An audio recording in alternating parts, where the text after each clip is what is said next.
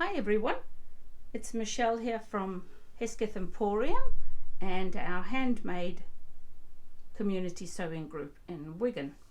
Now, last week we made some lovely reversible bags at our workshop, and I thought it would be a good idea to do a little video of us making one so that anybody who wants to make any more for Christmas or for gifts or just for themselves has at least got the pattern and the method that we used. For this project you're going to need two different types of fabric, well, not types, two different design of fabric if you want your inner and your outer to be different. And I have got two fat quarters. These are simply from one of the box stores, and I've used a contrast inner and an outer. I'll get into that a bit more just now. So this is what the bags look like. They can tie in various different ways. This one has simply got a ribbon to tie around it, and it opens up, and I've got a little bit of my sewing kit in there. Lovely inside and lovely outside because you don't see any seams. Everything is enclosed. So this one folds over, you can wrap it round and you can tuck it in, or you could put a button on there, which I think I'm going to do for our next one. This is exactly the same one, same fabrics except reversed. As I said, they are reversible. You can turn them inside and outside any way you like. And then if you want with the elastic, you could either wrap it round the bag and put a button there and fasten it over the button, or you can do what I sometimes do with this one, which is pull it over and then pull it over again. Doesn't look like much when it's got nothing in it, but actually they look really lovely once they've got some fillings in them. So let's move that one out the way.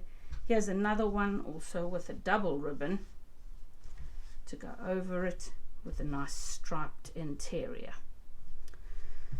And finally, just one more to show you, which is also a ribbon. The difference between this one is the size, and I have rounded the top of this bag off. You can have any shape you want at the top here, as long as you've got somewhere to make your ties. This one in addition has got a cotton outer, and it has a plastic inner, and that's because this is going to be for my daughter-in-law for the baby's reusable nappies. Now, just to show you, I made an error on this one because the clouds should be the other way around, because when you close the bag everything is upside down.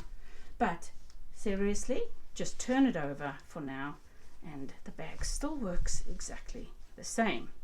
It's just to note that if you do have a directional print, I'll try and mention that to you as we're going along. That is a half a fat quarter for the inner, and a piece of plastic as well. Now, to start off with for ours, as I said, two different fabrics if you want it to be reversible. If you don't, one piece of fabric is fine. I'm using a piece of ribbon for tying it off, and I'm going to attach a button on this one as well. So I've got a little white button for this project, and to stitch that on, obviously I've got needle and thread. You could do it on the machine as well if you're feeling brave, but it's seriously quick. If you want to do the closure with elastic, have a piece of elastic available as well. Okay, let us begin. What I've done is I've ironed, pressed my fat quarter and folded it in half, and I've literally cut the fat quarter in half.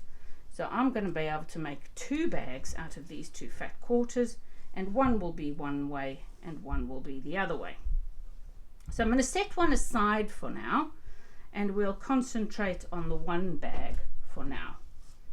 Right sides together. When you're cutting this out, do it right sides together.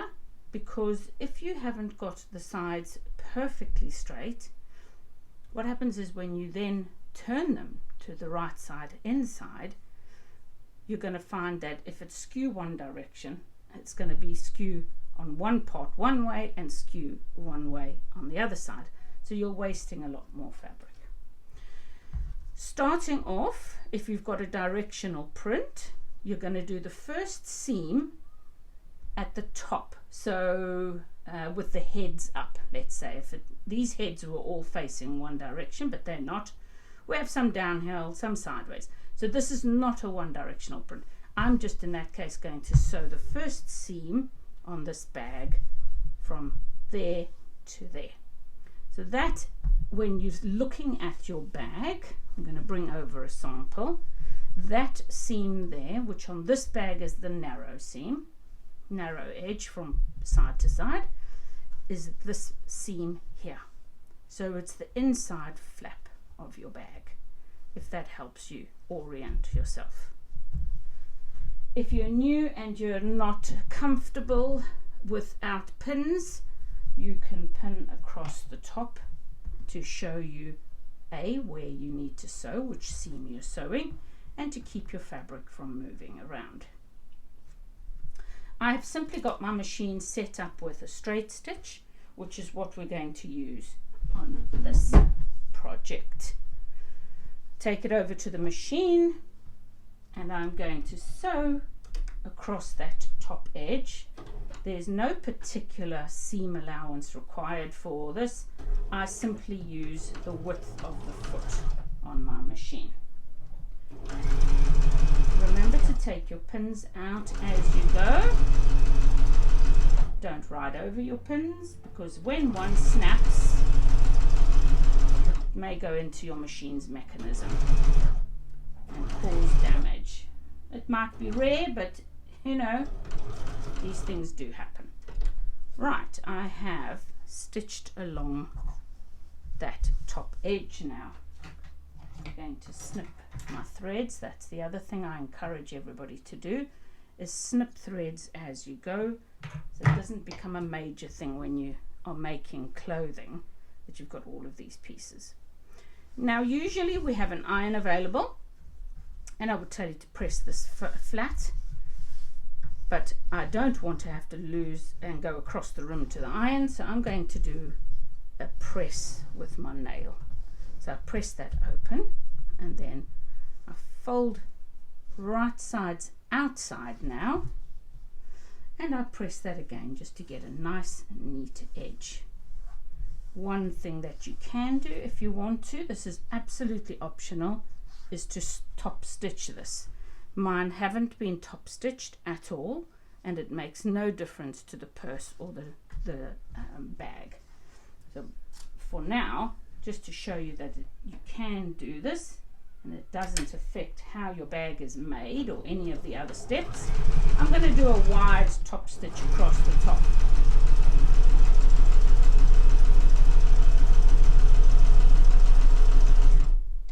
Now remember, that is the same seam which we just closed and joined the two pieces of fabric together.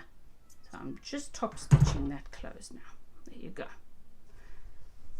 Next part of the tutorial. Place your work. You want to cut this into approximately thirds, fold it into thirds. And you can do that purely by eye if you're not totally, a perfectionist when it comes to seeing that. I'm just going to say that looks a reasonable third. This is, as you can remember, this is my inner flap. That's the seam we've done there. This is my inside pocket. What I do is I put a pin just on the seam, the fold, absolutely just on the fold that I've just created. That's to show me where my thirds are. I can now open this back up and my pins are in the right place on the third marker. If you think about it, this is now going to be your flap, your closing flap. This piece here is this top flap. So when you flap that open, there you go. So we've got our thirds. Okay, I hope that's clear. We want thirds from the seam you've just made up. Don't worry about any of the others at this point in time, and it'll become clearer as we go along. Now you take one part, the upper piece of fabric, and you fold it down, and you can just gently pull it towards your pins and press it flat. Okay, then you lift it up where your pins are, and I want you to fold the second piece. I'm going to call this my lining, so Tinkerbell here is on the outer and the blue is going to be my lining. So I'm going to tuck the lining under. So we folded Tinkerbell over the top. We're going to pick that up and just tuck the lining under. All right, under. So we now have two folded edges along the top here where your pins were. Okay, take out your pin and place it in that corner to hold your marker. You can flip it around if you want to and repeat that on the opposite side. Now I take pins and I find that underneath here is where that other piece of fabric is. There's our flap for the inner, and I'm just going to pin that down, purely because I don't want these to move. That's the only reason we're doing this. We can then, if you want to, pin at the top. You're going to sew along here now and pin over here. Now this is where you've got a few options. You could, if you want, leave your bag with a square top. This is a bag with a squared or rectangular top. The points have not been changed at all. This bag, on the other hand, you can see I've just done a little rounded cut off of the corners, and that's absolutely up to you whether you do that or not. This one also has a rounded corner, and to do that you would simply take something round, place it across your corner like that, and put a mark over there. All right, I think I'm going to do that on this first bag and then change it for the second. Bear in mind you're going to have about a 1 centimeter seam allowance, so have your rounded device and make a marker about 1 centimeter away and then do your line. So there is my line. Doesn't have to be 100% perfect at this point. I'm going to take out my 2 corner pins. I'm going to fold my bag in half, and rather than cutting them separately, I'm going to put a pin back in here to hold all 4 layers together, and I'm going to cut around this curve. Now you can do this afterwards. Generally I would do the sewing first and then I would cut the corner off, but just to show you, that's easily how you can do it as well. I'm going to put my pin back in there. I'm only doing these pins for illustration because I know some people who are new to sewing, it's a little bit more challenging for them without the pins, and they feel a bit nervous doing this without pins in. Now over here is going to be the top of our bag. This is the flap. This is going to become the flap of the bag, and we want to leave a hole here for us to turn the bag the right way around. I say just about a few fingers width. If you make this hole too small, you're going to struggle to turn your bag, especially if you've got a plastic lining in it, and that might tear. So I would just leave it about a palm width there, and I mark it. And the only reason for the marking is so that you remember in your enthusiasm to sew all the way around that you mustn't sew past that line, and then you're going to sew all the way around here, and you're going to stop here as well. So sew one side up to there, and sew one side up to there, whether you do that from this point and down or from this point up. Because it's pinned, it won't make much difference, and the fabric is woven. Taking it over to the machine, same thing, foot width or 1 centimeter-ish seam allowance, and we are going to stitch the sides up. Here goes. Little bit of a back tack on the machine. Keep this nice and even with your edge of your foot or your 1 centimeter mark. And because I've got a curve, I'm going to gently keep going around my curve, remembering to remove my pin as I go. I get back to my line, and this is a little trick that I like to do, is I turn my work and I sew off the edge of the item. I always do this when I'm making a hole to turn my garment. There you go. If you can see that, I've come along here, I've stopped, I've turned, and I've just done a few stitches off the edge. I'm going to repeat that on the other side in reverse, because I'm starting at the seam here. I'm turning my work and I'm sewing 1 centimeter seam allowance all the way around my bag.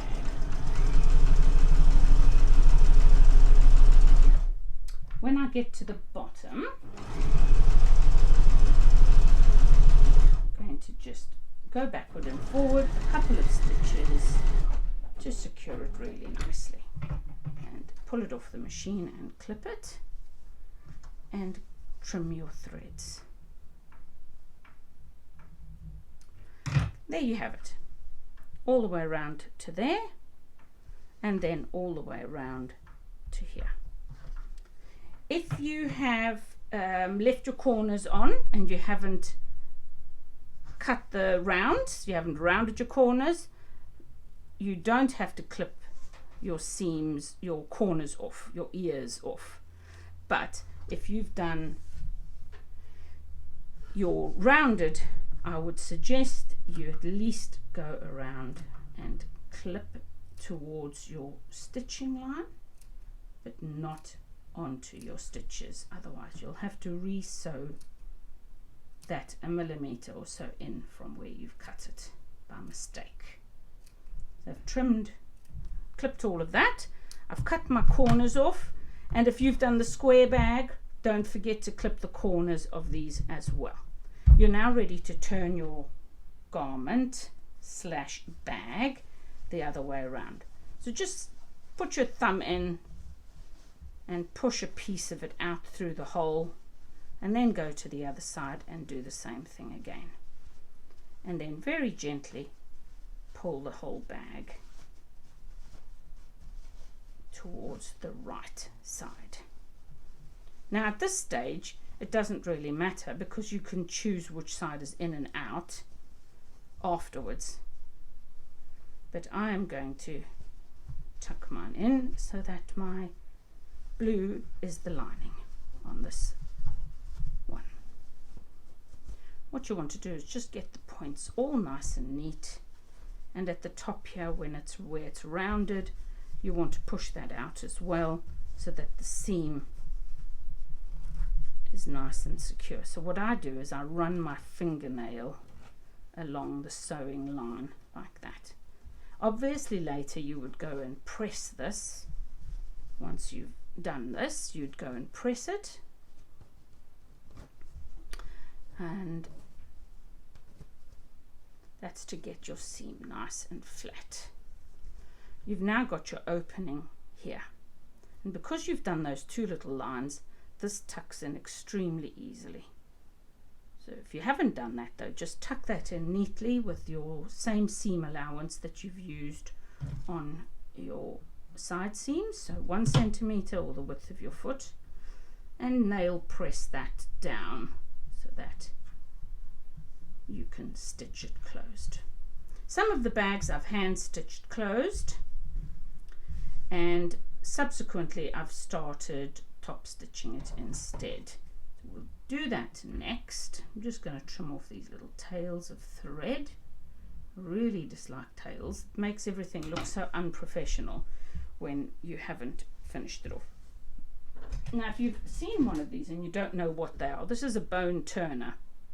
They make them in plastic nowadays, but this would have been was made from a piece of bone, and they have a lovely soft point on them, which is ideal for pushing points out when you've turned something the right way around. That's the back of your bag, and that's the front of your bag. So there's that seam we did first when we started. Go and press it, and then you're ready to make your closure. Decide on how you're going to close this. I've got a piece of this ribbon which I'm going to use, and how I'm going to do that is I tuck in the seam at the top where I turned the bag through, neaten that up. If you're doing a long ribbon that you want to wrap around twice, make the appropriate length, but I want this to be just one small piece, and I'll show you afterwards how I'm going to actually close this bag, how I've decided to close it. So I pop my ribbon in, and I want to make sure it's in the center, so I'm going to grab my pen. By the way, this pen I'm using is called a friction pen, and a friction pen comes off when you steam or wet it. Bear that in mind if you're going to bake all of your marks on a garment, like your darts and that, and then you decide you want to press your fabric, because you will have lost all of your marks. Bear that in mind. Made a mark there where my ribbon is going to get sewn in, and I tuck my ribbon in, and all we're going to do now is go all the way around and top stitch this. On the previous bags I've done this in various ways. As I said, some of the bags I've hand stitched this closed and stitched the ribbon in place. Some of them I've gone from point to point if it's a straight bag, and on quite a few of them I've top stitched all the way around the perimeter of the bag, but I've not done the bottom. So I've done from this point all the way around to this point. And in going past this section here where the ribbon is, or the closer is, if you're putting an elastic loop there, bear that in mind, because you want to tuck that in before you top stitch there. So we're going to take that over to the machine, and we are going to top stitch this with a straight stitch, slightly longer I think this time. You might want to do a decorative edge here as well.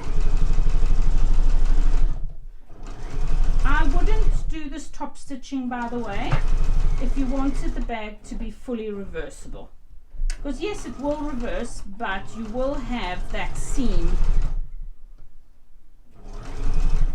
on the sides. I've got to the ribbon, and what I'm going to do is go over the ribbon once, reverse, and then carry on, just to make sure the ribbon doesn't get tugged out in somebody's enthusiasm. Okay, round the next corner to the bottom. When you get to the flap, or not the flap, the inside of your bag, make sure your fabric doesn't come up and get folded over, because the presser foot sometimes does that. It pulls the fabric up. When I get to the bottom, a few stitches reversed, make it nice and neat and on top of each other so that it looks nice. And then snip off your threads, and your bag is basically done. Because if I wanted to, I could just fold that over, and I could use this to wrap around and then simply tie it off. Okay, but in this case, what I want to do with this bag, something a bit different to all of the other ones there you saw, I want to do that wrapping, but I'm going to put a button here and see how that looks. So I've got my thread threaded up already, I've just spotted some little tails of threads there, which I will get rid of. Now I'm going to put a button here. One of the lovely ladies in my sewing group in Wigan used this edge here to create a beautiful little trim of ribbon. She used like an eyelash edging on one of her bags. She used pom-poms on another of her bags. She had a lovely variety of little trims on the outside edge along here, which looked absolutely gorgeous, and you could do that and make them really special. Now, what do you want to use these bags for? Well, I think because they're so quick, you might think this has taken 15 minutes, 20 minutes to make, and you wouldn't give it away or use it as a gift bag. But when you get to your second or third bag, you'll be amazed at how quickly you will make these. They make ideal gift bags. You can put something in them to gift to somebody, socks, tie, whatever, some accessories. Could be for jewellery. Could be, in the case of mine, it's for a baby, and the waterproof one is for reusable nappies when they're out and about, so they can get the nappies home without messing the baby bag up. You could use it for glasses, sewing, knitting needles, crochet needles. So all you would have to do if you're doing this for crochet needles or knitting needles is get the appropriate width of bag.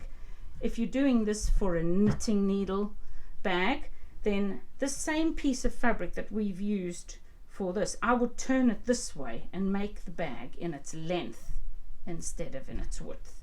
So now you've got this lovely long bag that you can actually put your knitting needles in, and it'll look really lovely.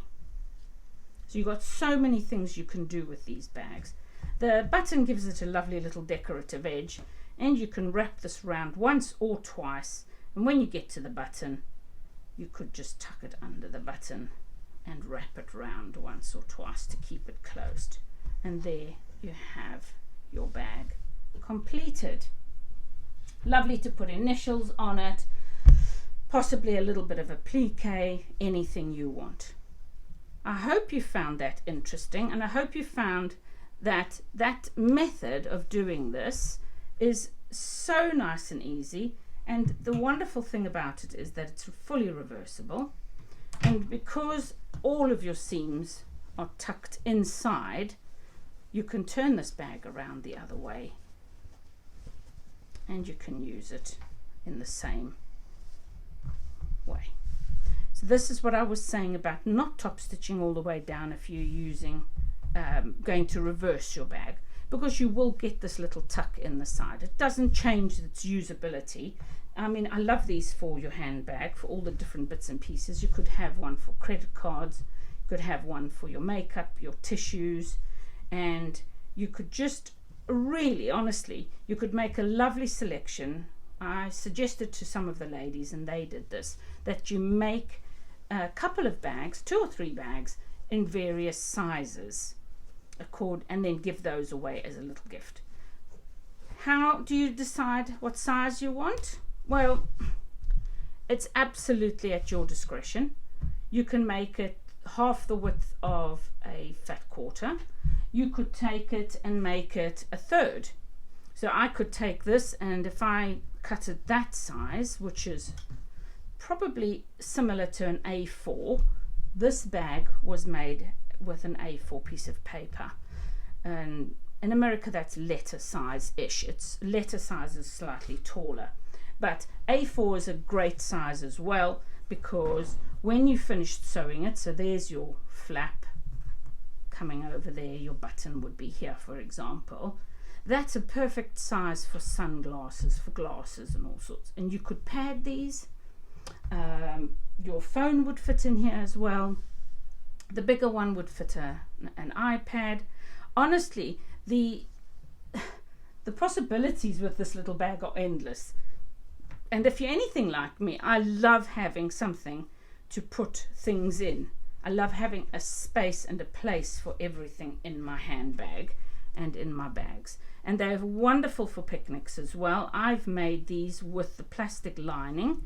You could use not an old shower curtain. Get a shower curtain that's on sale from the store and use that for the lining. That makes them waterproof. Now this one has got a waterproof lining in it, and that was a shower curtain that was gifted to us. This isn't as strong, so it won't last as well as the ripstop ones which I've used. So ripstop is excellent for the inside of the sandwich bags, but this as well is an ideal size for a nice big chunky sandwich if your child takes sandwiches to school. And then you could make some little ones for putting cutlery in, possibly some for a few nuts and whatever else they like to take to school, chocolate bars and things like that. Then they don't rattle around in the bag. There you go. A wonderful little project, and I hope you make many of these and possibly even make a few for Christmas and give them to your friends and family.